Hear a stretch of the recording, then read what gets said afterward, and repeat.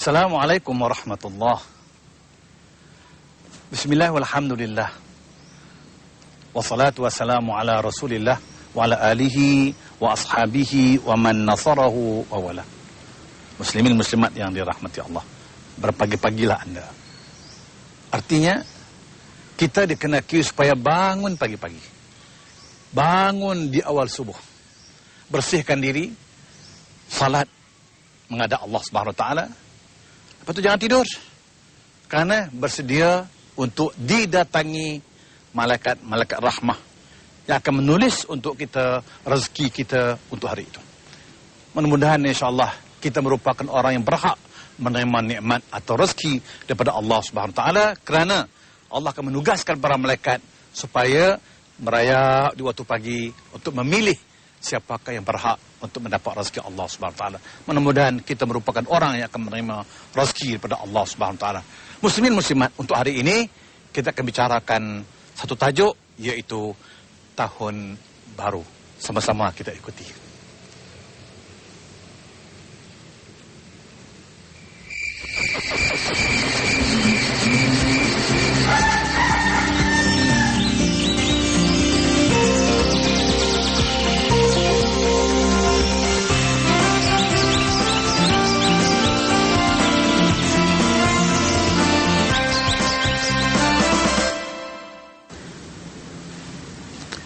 Muslimin muslimat yang dirahmati Allah,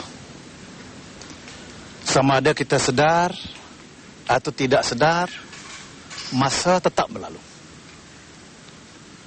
Putaran jam tetap berterusan. Dari hari bertukar hari, dari hari ke minggu, minggu ke bulan, bulan ke tahun. Sedar-sedar telah menjelang tahun baru. Itu kita katakan tahun baru, karena putaran masa yang berlalu. Muslimin muslimat yang dirahmati Allah, dalam Islam terdapat 12 bulan, seperti mana yang Allah sebut dengan firman dalam surah At-Taubah. A'udzubillahi minasyaitonirrajim. Inna iddatasy syuhuri 'indallahi 12 syahran fi kitabillah yauma khalaqas samawati wal ard minha arba'atun hurum. Shadaqallahul azim. Yang bermaksud, sesungguhnya bilangan bulan di sisi Allah Subhanahu wa taala ialah 12 bulan, seperti mana yang tercatat dalam kitab Allah sejak ia mencipta langit dan bumi. Di antaranya ada 4 bulan yang terhormat. Muslimin muslimat yang dirahmati Allah, ayat ini menceritakan kepada kita bahawa jumlah bulan ada 12. Itu 12 bulan. Bahkan mengikut agama-agama lain, dalam masyarakat lain, mereka juga mempunyai jumlah bilangan bulan 12. Mungkin sama dengan kita. Di kalangan Masihi ada 12 bulan. Mungkin di kalangan masyarakat lain juga ada 12 bulan. Cuma jumlah hari agak berbeza. Perbezaan hari ini berdasarkan perkiraan. Sebab itulah dalam Islam dikira hari, dikira bulan ini berdasarkan kepada kiraan anak bulan, atau yang dinamakan hilal. Untuk menentukan hilal atau anak bulan ini, kita menggunakan konsep ru'yah dan falak. Seperti mana yang pernah lihat, untuk menentukan awal Ramadan, untuk menentukan Syawal, untuk menentukan 1 Zulhijjah, kita berpandukan kepada anak bulan. Artinya Islam mengira bulan itu berdasarkan kepada qamariyah bulan, berdasarkan kepada bulan itu anak bulan. Tetapi di kalangan masyarakat Masihi, mereka menggunakan matahari. Islam menggunakan bulan. Masyarakat Masihi menggunakan matahari. Di sini letaknya perbezaan dalam kiraan hari-hari dalam setiap bulan. Muslimin muslimat yang dirahmati Allah, dalam Islam pertukaran hari berlaku sebaik terbenam matahari. Maka bertukar hari. Tetapi dalam kiraan Masihi, pertukaran hari akan berlaku jam 12.30 malam. Sebab mereka berdasarkan perkiraan matahari. Inilah yang membezakan jumlah bilangan hari dalam satu bulan. Maka sebab itulah kiraan Masihi mengatakan bahawa dalam satu tahun, dalam satu bulan, ada jumlah harinya. Masyarakat Masihi menghitung dalam satu bulan terkadang ada 30 hari, terkadang ada 31 hari. Menjadikan jumlahnya dalam satu tahun lebih kurang 365 hari. Dalam Islam, kiraan hari dalam sebulan terkadang ada 29, terkadang ada 30, tidak pernah melewati 31. Maka sebab itu kiraan hari dalam satu tahun berdasar Qamariyah, berdasar bulan adalah kurang berbanding kiraan Masihi. Yaitu dalam kiraan Islam, satu tahun tidak pernah melebihi 253 hari. Yang penting, cukup peredaran hari ini genap satu tahun, maka menjelanglah jika kita katakan tahun baru, yaitu permulaan kiraan tarikh dalam satu tahun. Yang biasanya disambut oleh masyarakat manusia, tidak kira bangsa apa dan agama apa. Yang penting, menjelang tahun baru, cukup peredaran satu tahun, maka disambut sebagai menyambut kedatangan tahun baru. Muslimin muslimat yang dirahmati Allah. Kalau terlihat dalam hukum, walaupun di zaman Rasulullah SAW tidak ada satu upacara khusus yang dilakukan untuk menyambut kedatangan tahun baru. Kerana di zaman Rasulullah SAW, tahun Islam belum ada. Sebab itu zaman Nabi kebanyakan digunakan tahun binatang. Contohnya seperti tarikh lahir Nabi kita Muhammad SAW. Orang tak kata Nabi lahir tahun berapa, tapi orang tanya Nabi lahir tahun apa. Sebab kalau orang tanya saya Nabi lahir tahun berapa, saya tak boleh jawab. Sebab Islam belum ada tarikh. Tetapi kalau orang tanya saya Nabi lahir tahun apa, maka saya jawab Nabi lahir tahun gajah. Apa-apanya ada masyarakat manusia yang masih menggunakan binatang-binatang ini sebagai simbol kepada tahun-tahun mereka.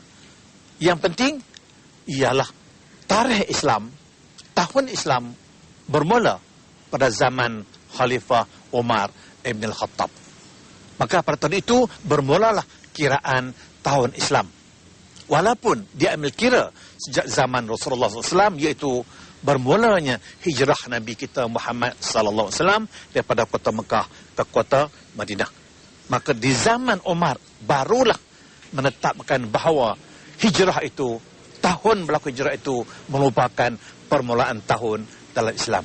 Arti hari ini tahun Islam mengambil kira daripada sejarah hijrahnya Nabi kita Muhammad SAW. Dan insya-Allah kita akan sambung lagi pembicaraan tahun baru ini selepas ini. Dan diharap tuan-tuan, jangan, kalau terlihat hari ini rata-rata masyarakat manusia, atau nanti kata lain, majoriti masyarakat manusia di dunia hari ini menggunakan pakai tarikh Masih, menggunakan pakai kalender Masih, sehingga tarikh lahir, sambutan tarikh lahir, penggunaan tulisan tarikh-tarikhnya semuanya menggunakan pakai tarikh Masih. Padahal kita sudah tarikh sendiri, tarikh Islam. Walau bagaimanapun, seperti mana terang di awal tadi, bahawa kalau sekiranya kita mengambil kira tarikh-tarikh Masih, artinya sampai hari ini kita menggunakan pakai umur kita pun berdasar kepada tahun Masih, mengikut tarikh Masih. Kita tidak sedar bahawa bila mana kita gunakan umur kita sebagai tarikh Masihi, rupanya umur kita muda lagi. Umur kita kurang kalau nak banding dengan tarikh Islam ataupun tarikh Qamariyah. Baik. Sebagai contoh, mengikut apa yang dijelaskan oleh seorang ahli falak Mesir yang terkenal, Syekh almarhum Syekh Mahmud Basha. Almarhum Syekh Mahmud Basha, seorang ahli falak Mesir yang terkenal, pernah menghitung dan mengira umur Nabi kita Muhammad sallallahu alaihi wasallam semasa baginda menerima wahyu. Semasa baginda dalam Gua Hira, turunlah wahyu pertama, Iqra bismi rabbikal ladzi khalaq. Berapakah umur Nabi masa itu? Mungkin kata-kata kita mengetahui umur Nabi 40 tahun. Umur Nabi 40 tahun. Iaitu mengikut kiraan Syekh Mahmud Basha, umur Nabi pada ketika itu ialah 40 tahun, 8 bulan, 6 hari. Seulang sekali. Umur Nabi masa itu, masa turunnya ayat Iqra bismil khalaq ini, umur Nabi ialah 40 tahun, 8 bulan, 6 hari. Subhanallah. Tetapi dikira balik mengikut kiraan Qamariyah, kira Islam, umur Nabi pada ketika itu 39 tahun, 3 bulan, 6 hari. Seulang sekali. Umur Nabi sebenarnya ketika itu mengikut kiraan Qamariyah, kira Islam, ialah 30 tahun, 39 tahun, 3 bulan, 6 hari. Artinya kurang banding dengan Samsiah, dengan Masihi. Itu artinya bahawa kalau hari ini umur saya 60 tahun, ini berdasarkan kiraan Masihi. Berarti kalau kiraan Masihi 60 tahun, berarti umur saya mengikut kiraan Islam, mengikut kiraan Qamariyah, sudah lebih 60 tahun. Sebab itu kita mesti ingat bahawa jangka hayat kita, umur sebenar kita, Allah tak tentu berdasarkan Samsiah, berdasarkan Masihi, tapi Allah letakkan berdasarkan kepada Islam. Berarti kalau Allah kata, hai Abu Hasan, umur kamu ialah 63 tahun. Berarti kalau sekarang umur saya 60 tahun, saya tak boleh sonok-sonok lagi dah. Sebab 60 tahun itu kiraan Masihi. Tapi kalau dikira berdasarkan Islam, dah dekat-dekat dah tu. Maka sebab itulah kita jangan terpedaya dengan kiraan-kiraan masa ini. Walau bagaimanapun muslimin muslimat yang dirahmati Allah, yang penting seperti saya katakan, masa tetap beredar. Kita nak kira dengan Masihi ke, nak kira Qamariyah ke, masa berlalu, tetap jalan. Siang akan berakhir datang malam, malam akan datang siang selagi belum kiamat. Sedar tak sedar, datanglah tahun baru. Artinya genap setahun pada masa, datang semula pada tahun baru. Artinya dalam setahun ada jumlah bulan 12 dan ada permulaan bulan. Seperti mana bulan Islam yang dikira permulaan bulannya ialah Muharram. Dengan datangnya awal Muharram, itu dianggap sebagai tahun baru. Atau dalam Masihi, dengan datangnya 1 Januari, itu dianggap sebagai tahun baru. Dan dengan menjelang tahun baru ini, masyarakat manusia akan menyambut ketibaan tahun baru ini.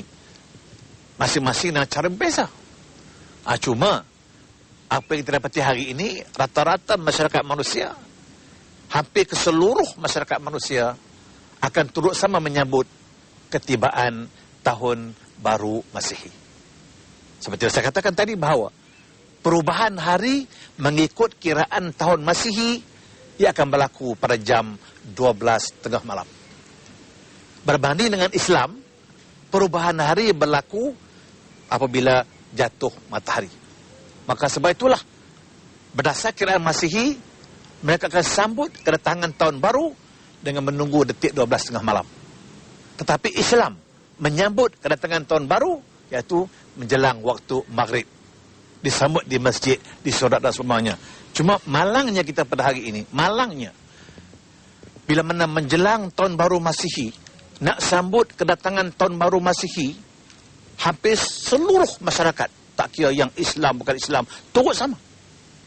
Sepatutnya ini kedatangan tahun baru Masihi. Kenapa kita beria sangat sambut kedatangan tahun Masihi? Sedang kita punya tahun sendiri. Kita ada tahun Islam, kita ada tahun Hijriah. Kenapa tidak sambut kedatangan tahun Hijriah? Bahkan cara sambutan agak berbeza. Kalau menyambut tahun Masihi dengan pesta, dengan hiburan yang melampaui batasan, kita turut sama. Ini tidak galak oleh Islam. Nak sambut kedatangan Hijri, kita buat di masjid, kita berdoa, ada jamuan, berjamaah, Masya Allah, Tabarakallah, biar orang tak minat. Oleh kerana itu, insya-Allah kita akan sambung lagi bicara selepas ini. Jangan ke mana-mana.